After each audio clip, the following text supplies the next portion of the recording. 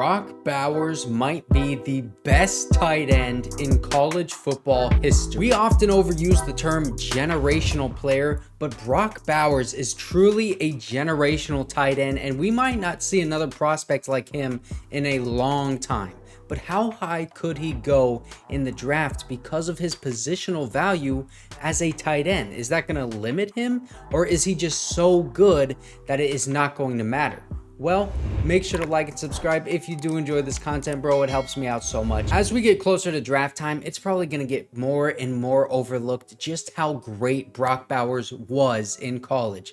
Brock Bowers only played 3 seasons of college football, but he won the John Mackey Award, which is the best tight end in college football, 2 times, which has never been done before. His dad was a college football offensive lineman, and his mom was an All-American softball player in college, and he played both football and basketball in high school. He was a quarterback, tight end, and linebacker at Napa High School and ranked as a 4-star recruit before he committed to Georgia. In his first year at Georgia as a true freshman, he was expected to split time with Darnell Washington and Eric Gilbert, but Eric Gilbert stepped away from football and Darnell Washington broke his foot. So that pushed Brock Bowers right into the spotlight immediately as an 18-year-old freshman, and he burst onto the scene with 56 catches, 882 yards, and 13 touchdowns.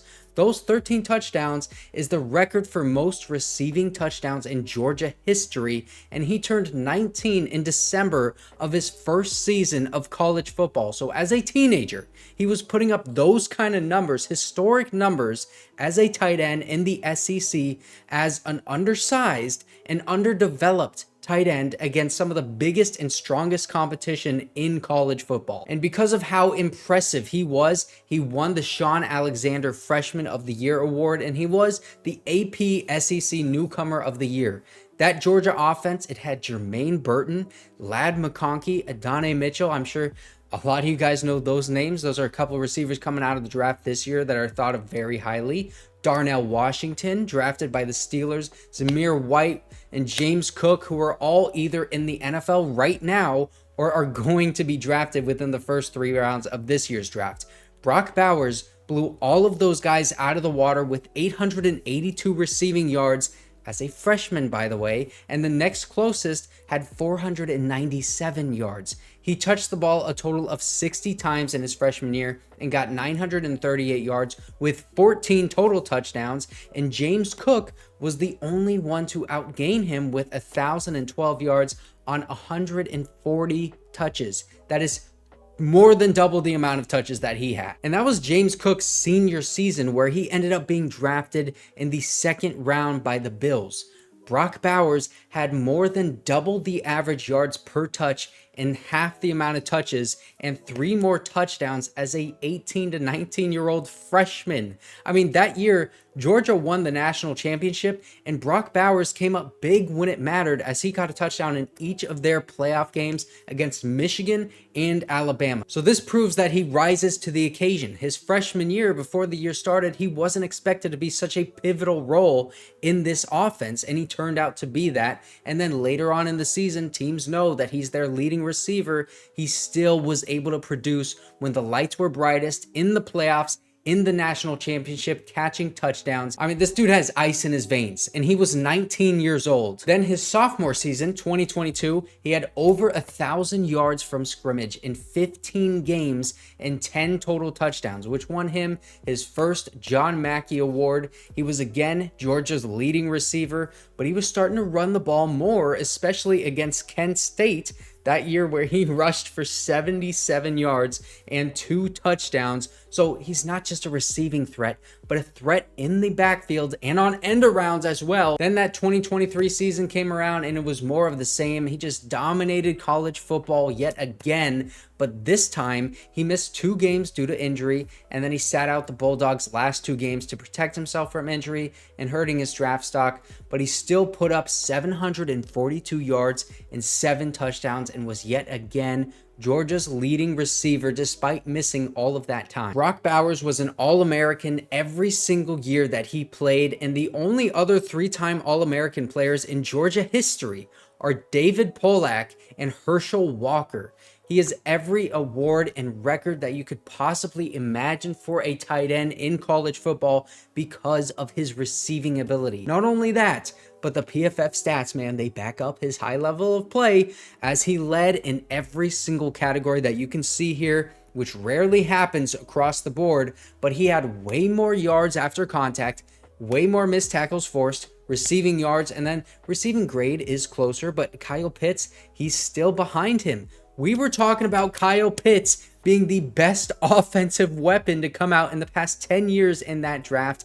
I didn't forget that. Kyle Pitts was fast and a great route runner, but Brock Bowers, man, he's fast and he's explosive too. He made Bruce Feldman's freak list, which is a very premier list to be on. And Kyle Pitts, bro, just 3 years ago, he was the 4th overall pick, and Brock Bowers is not only a better receiving tight end, but a better runner with the ball in his hands and a much better blocker than Kyle Pitts was. He was used as a run blocker on 202 plays and a pass blocker for only 25 plays this past year, but he was primarily used as an inline tight end, oftentimes brought in motion pre-snap or brought around to the backside of the line of scrimmage for a crack block or something like that. Sometimes he was even swung around to be the lead blocker, but he is one of only 14 tight ends in the past 10 years to have a 75 plus PFF grade in run blocking and pass blocking. So, the greatest receiving tight end in college football history happens to also be one of the 14 best blocking tight ends in the past decade. I mean, that is truly rare to see such a high-level prospect in both facets of the game. Brock Bowers' biggest concern is his size, and that picture of him next to Rob Gronkowski, it made some people freak out, but listen, if he can ball, then he can ball. This is a guy that can catch and block as a tight end at a very high level. The stats back it up, the film backs it up, and Joe Ortiz, he has said that he is going to pick a guy that can play no matter what his size is. And this would be such a perfect fit for the Chargers because Greg Roman and Jim Harbaugh, they use multiple tight end sets so often. And Greg Roman's best receiver while with the Ravens was Mark Andrews, the tight end. Jim Harbaugh, he had Vernon Davis in San Francisco. And then at Michigan, he had 2 tight end sets on the field almost 50% of the time last year, which was most in college football. And they targeted their tight ends the 6th most in college football. And then ever since Jim Harbaugh has taken over at Michigan, man, only Iowa has targeted their tight ends more than him. And they have had some of the best prospects in these past few drafts, like George Kittle, TJ Hawkinson, and Noah Fant that one year. And then last year, Sam Laporta came out. Jim Harbaugh hasn't had great tight end recruits like that at Michigan because guys like Brock Bowers committed to other schools like Georgia. Yes, that is right. Jim Harbaugh tried to recruit Brock Bowers out of high school. That is how long he has wanted this guy. Now, the only other concern outside of size with Brock Bowers is the positional value. People think tight end, it's not a game-changing position like wide receiver, quarterback, edge, and cornerback are. Well, PFF created a stat called WAR, wins above replacement. This basically takes into account how well a player performed and their impact on the team compared to an average player at their position. So the higher the number, the more impact that your position has on winning the game. Tight end was the 4th most valuable position in this metric, and it was ahead of wide receiver. So by this metric, if you have a top 10 tight end, it is more valuable to your team than a top 10 wide receiver. And you should theoretically pick a generational tight end over a generational wide receiver like, say, Malik Nabers. Now, lastly, let's talk about the money aspect of this because some people are concerned with this as well. If you pick a tight end that highly, then his cap hit compared to other tight ends will be much higher, and you'll be paying him basically like a top 10 tight end as soon as you draft him compared to other positions like wide receiver, where they would be the 31st most paid. Offensive tackle is 34th. Cornerback is 23rd.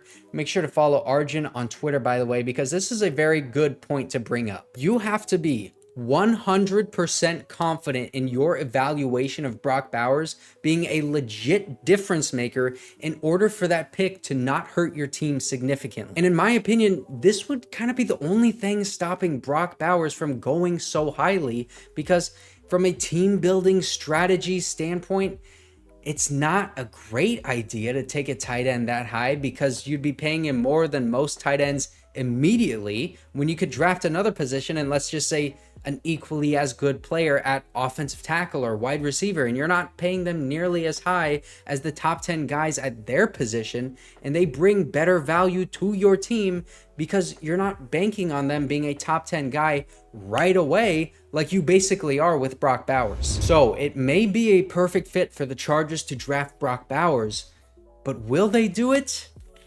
I don't know. But yesterday I made a video about the possible trade down scenarios, and if they trade down to, let's say, number 8 or 11, I think Brock Bowers is a lot more likely.